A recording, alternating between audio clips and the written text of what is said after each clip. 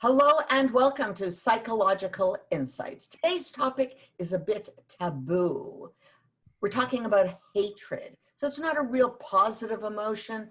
It's not like some of the other shows we've done on love, Black Lives Matter, on generous spirit. It's hatred. It doesn't sound good. But supposedly there's some positive elements of hatred.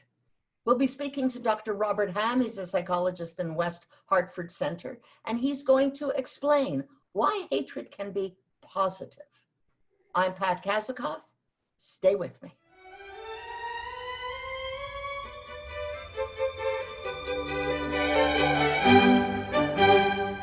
So, Dr. Hamm. Yes, Pat. We're talking about hatred. That's right. Yep. It doesn't sound good. So well, should it? what exactly is hatred? Like, what exactly is the emotion called hatred? What is that? Well, as you said, it's a taboo, I think, concept or emotion. I remember years ago I gave a presentation on a personality theory that sort of presents an opposite of love and hate, as well as dominance and submission. And one of the members of the audience, an older person, commented, he said, you mean, he called me Bob, he said, when you say hate, you mean dislike, don't you? So I think that there's a taboo. Many people find it to be off-putting, too extreme. Dislike is more palatable. I think there's even a religious sort of prohibition. In the book of Leviticus, for example, God tells mankind not to hate thy brother in thy heart. So I think there is a kind of a taboo about it that goes, centuries and centuries of any kind. Back to Leviticus from the Old Testament or the Torah, I think that what's relevant about that is in thy heart or in your heart. Why did they say in your heart? Why didn't they say thou shalt not hate in thy mind or in thy brain? Why in thy heart? Well,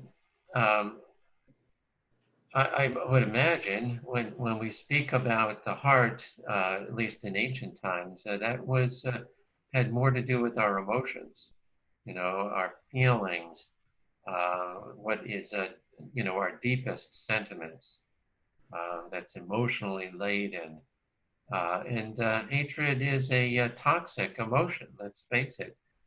No one really, well, very few of us anyway, I would hope, embrace that emotion. So how does that differ? How does hatred differ from rage? I mean, are those synonymous? Because you said the person in the audience, it was more palatable for him to say dislike. Right. Rage and hatred are extremes, aren't they? They're the extreme end of negative emotions, of antipathy or of dislike. Dislike is a mild term that refers to anything that has to do with we have an animosity or a revulsion or a feeling of aggression towards something or someone. But the difference between rage and hatred is that rage isn't more of an action. It's something that we act on. It's a sort of an explosion. It's emotive, whereas hatred is something that we hold inside ourselves, and that's what makes it so toxic. Is that it's like a brew of bile inside ourselves, in our emotions, and it really does call for us to act on it rather than hold on it, because to hold on to it can be very poisonous. So why do we hold on to it? Like if it's poisonous, if it's bad for our health, if it doesn't work, so why do we hold on to hatred? I mean, you hear people, families is the most obvious example. You know, they don't talk to each other for 30 years. That's hatred. Mm. That's passive, but It it's could be. hatred. Yeah, it could be. So, Yeah. so the question is, why do people hold on to hatred? Well, I think there probably are many different reasons. Um, so, for example, one of the reasons is that for some people, as I say, for most people, it's not something that's pleasant, but uh, I think for some people, to some degree, it can be a pleasure, a sort of a guilty pleasure. It's something that one can hold on to and hold against other people, and it gives one a sense of power to do so. So um, there was an 18th century philosopher from England, William Hazlitt, who wrote a treatise called The Pleasures of Hating.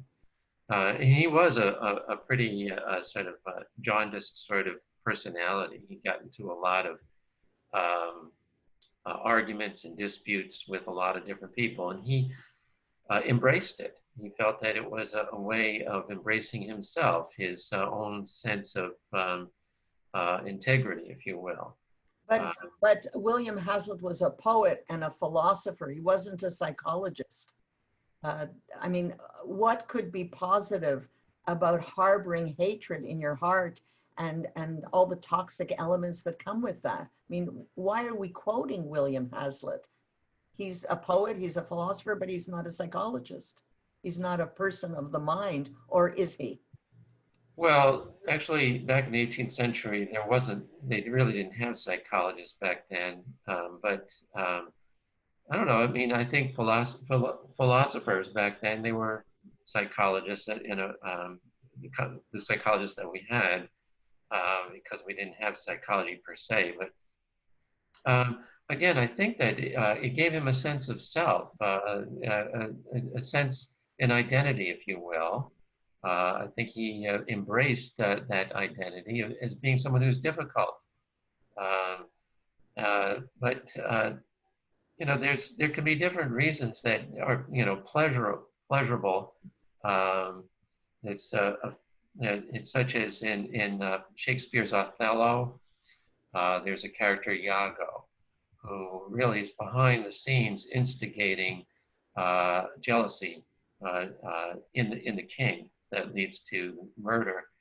And we never know really the reason why, what Iago's motive is, but we assume that there's some kind of hatred there that he is stirred up within him and he's instigating. But for many people, I believe that people hate because they don't know any other way to express their aggression, or they feel powerless. So Martin Seligman, the psychologist, he's still around, I think. Used to be president of APA years ago. Introduced a concept called learned helplessness, and the concept refers to how animals first, in their studies, and then humans, extrapolated to humans, when people learn that there's nothing they can do about their problems or life, the situations, they develop a sense of resignation. And if this feeling of helplessness becomes pervasive in one's life, depression ensues. So when you talk about this feeling becoming pervasive, you mean attaching this kind of helplessness not just to the situation that fomented it in the first place, but you take this emotion from one place and you apply it to many, many different parts of your life. Yes, that's what clinical depression is. Phenomenologically, a feeling that, or a belief that you're powerless and your future is hopeless. And so that's, there's a lot of research to support that notion. So hatred sometimes comes out of a feeling of hopelessness and helplessness. There's nothing that one can do, and unlike depression, hatred stirs up, all of your emotions, and it hearkens you to act. Whereas depression doesn't. Depression comes out of a sense of futility and hopelessness. Hatred it stirs you up. But if you are unable to act, if you stay in that state of hatred, it can be very toxic. So I think often hatred comes out of a feeling of helplessness, not being able to do something, and it hearkens you to act. If not, you go back into, you'll be depressed. So I think that's one of the reasons why many people who feel hatred have that emotion. So I can see how, I started when we started this time together, what I said was that it can have a positive effect. So I can see how hatred can be positive because it spurs the person to action. At least they can do something. They can express hatred, whether it's screaming or yelling or throwing a tantrum. There is a positive release, whereas if you go into depression, there's nothing.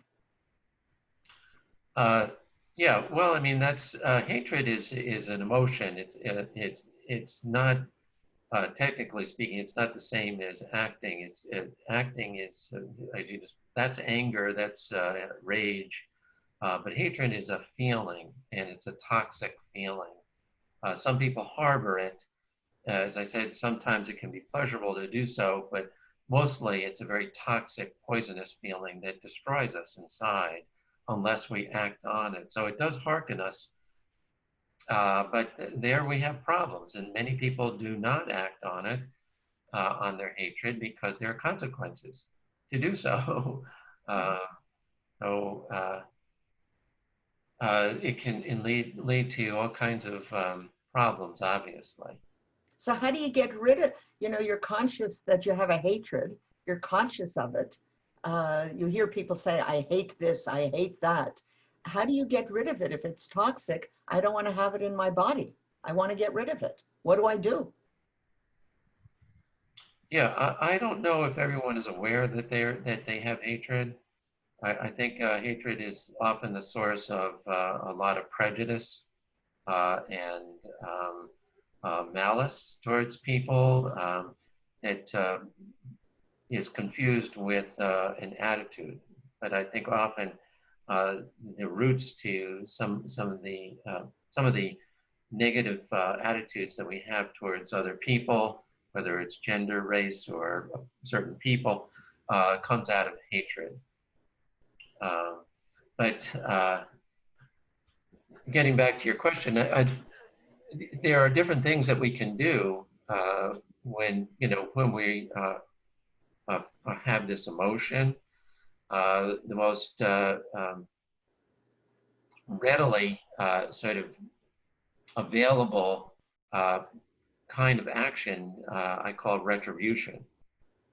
So there's, in Greek, the Greek playwright Euripides, in some of his plays, Medea and Electra, he talks about the retribution and all the drama that ensues from that. But it's we all know, from the Hatfields and McCoys and that in karma, what comes around goes around. When we act out of vengeance, inevitably, in most instances anyway, there's some kind of consequence. So what exactly is this retribution? Like, how do I institutionalize retribution? Like, what do I do?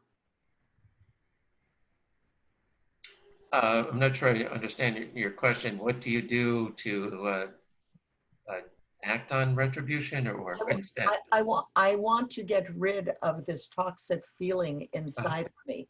I want to get rid of it, but I want to get rid of it in a positive way. I don't want to get rid of it where I have negative consequences. That doesn't do me, as they say in the South, that don't do me no good. Right. Yeah, I mean, that's as I say, that is that's our inclination. We're sort of wired, if you will, that when we feel hatred, either because we feel envious, we feel humiliated, or we feel jealous, or if we've been violated or threatened in some way, us or our family or loved ones, our safety, our security, our survival, or our sense of dignity. Or Or powerlessness, as you specified before. That that, seems to be a big one, the powerless. well, that sense of powerlessness when when envy or humiliation is elicited, if it's not acted on, then it's harbored, and that's what the feeling of hatred is it feels like. But what do you do with it other than retribution? Is well, there's one alternative is what I call restitution, and this is what we have, in our jurisprudence system, in taking civil litigation, when we sue somebody, for example, or when a sentence involves some kind of community service. That's a form of restitution, if you will, to society or to the injured party. Or an apology, a heartfelt apology. I don't believe that all apologies are heartfelt and therefore not effective, but when they are, that can be a form of restitution. It rights a wrong. It makes someone feel whole. Without revenge, yeah, a situation gets remedied. It gets rectified. So that's restitution. That's another way to feel vindicated, if you will, the injured party, and takes one out of a sense of hatred or violation to a sense of restitution or recompense, if you will. Let's call it. So what I'm hearing in layman's language is that if you say you're sorry, but in a heartfelt way, that can contribute to getting rid of this feeling. But it has to be in a heartfelt way, and the other person has to feel it's a heartfelt way. Exactly. First of all, I mean, the person who's been injured has to feel that there's been some kind of recompense that's achieved here, that it's commensurate, or that it helps to alleviate whatever injury they feel that they have suffered. Um, so, but the other problem with restitution is the perpetrator, the person who did the wrong, is not always either available. Let's say that a crime was committed, you can't find the assailant, or children of abusive parents, the parents don't agree that they were abusive, or they're long gone, they're dead. There's no way of getting restitution from the violating party in those instances. Or the perpetrator is unwilling. As I said, a parent may not agree that they are abusive. So often, when there's been a wrong that incites hatred, restitution isn't possible. So for most people, I think when hatred is incited, they have to find a third way, short of retribution, which is, as we just discussed, can only wreak chaos and more problems. So what would be the third way? I know Marge Abrams in her book, I cannot remember the name of the book, but she talks about different levels of restitution, where the first level is what you just said, like you say you're sorry, heartfelt, in a heartfelt way. And the second way is to be more specific as far as giving something away that's of value. That's how you say you're sorry. Instead of the words, you give something to the party that's been wronged that everyone knows is of value. And that, Marge Abrams, the psychologist, says that that's another way. Right. Or you could give to a charity or something, a cause that symbolizes restitution to the injured party. So yeah, that's restitution.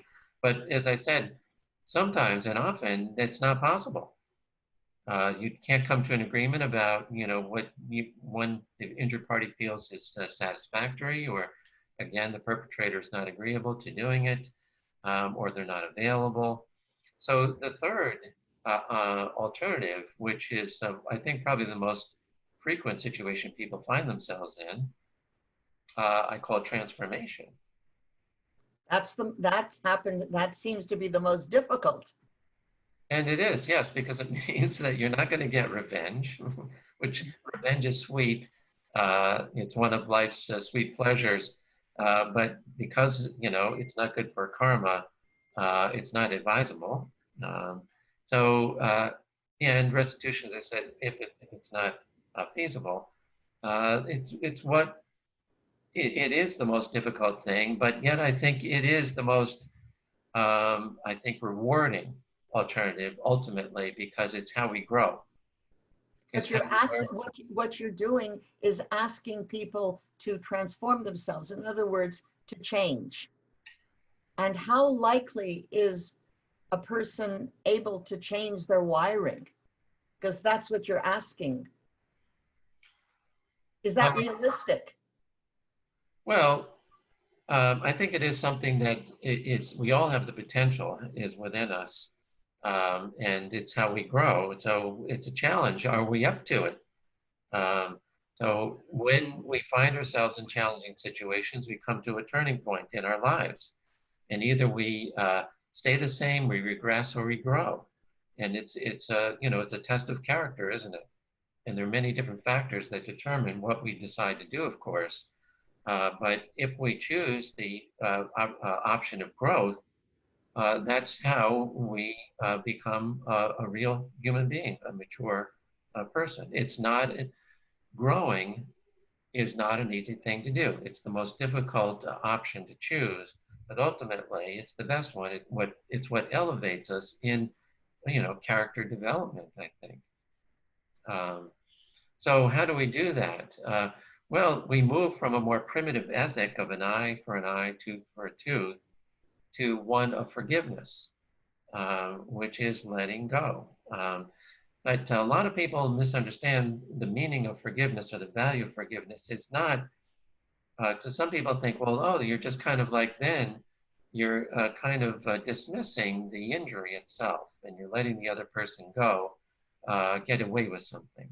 But it Well, really, I'm not hearing that. What I'm hearing is that the first person you have to forgive is yourself, because you're the one, you suffer also the consequences of having this toxic bile in you.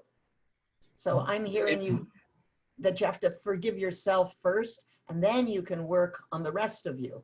yeah, well, in some instances, it does entail forgiving yourself if there's a self-blame that's involved in that. Um, but what I was going to say is that forgiveness, we forgive ourselves first. That's the purpose of it, is to let go of all that toxin. And that might entail forgiving yourself as well. But it is doing it out of compassion for yourself because it is the healthy thing to do. Otherwise, and it's like the old expression, resentment is like poison, drinking poison and expecting the other person to die. It does more harm to yourself than good, contrary to what William Hazlitt advises us to do. So forgiveness is one thing that we can do to transform that hatred into transcending it so that we no longer feel that burden, carry that awful burden on our shoulders in life that we hold on to. Another thing that I recommend is what I call a restoration of the self. And this is looking at oneself and it might be related to what you call forgiveness of the self, embracing oneself, feeling compassion and love for oneself. So Often hatred is associated with a feeling of powerlessness, low self-esteem or diminished self-esteem. One is humiliated. Um, so changing your perspective of yourself in general, given the harm, all of the harm that's been done in that situation where you feel hatred, helps to alleviate the suffering, the feelings of diminished self-esteem. Taking stock of all of your good qualities and your virtues and your accomplishments. That I call, you can get that from yourself, you can get it from your friends, loved ones. Some people have difficulty doing that, and that's where psychotherapy can help in giving you the tools to do that. So that's what I call restoration of the self. And finally, the third thing is what I call empowerment of the self. And so, that is a more of an active sort of strategy to help us to feel better. So if you've been betrayed in a relationship, heartbroken, one of the actions you can take, is to work on establishing a new relationship, for example. Or if you've been wronged or insulted by someone, abused in some way, learning how to assert yourself, to confront that person. They may not know that they injured you, or maybe it's a bully and they need someone to talk, to stand up to them. To approach them and confront them in an assertive, of course, a nonviolent way would be preferred. I'm listening to you, and I'm thinking. Well, first of all, I wanted to thank you very much. It's a really interesting topic, and it's a negative topic, sort of, and it's something that people don't speak about often because it is so negative. I love your example when the person at your conference came up to you and said, "Do you mean dislike?" I'm hearkening back to your opening comments. Do you mean dislike? And no, you didn't mean dislike. You meant hatred. We've been talking to Dr. Robert Hamm, and this hatred topic is a big topic, and mostly in the end, it's all about transformation. But transformation is not easy, as Dr. Hamm said. So nothing to say except if in the end you find yourself in these circumstances, I think that therapy would be a choice, a really, really important choice, because it's really a complicated topic. So thank you very much, Dr. Hamm, and we'll be seeing you next month. Do we have a topic yet? Still working on it. I have some ideas. Okay. Yeah. Okay. I'm looking forward to the next time. Same here, Pat. Thank you. Be well. You too. Thank you.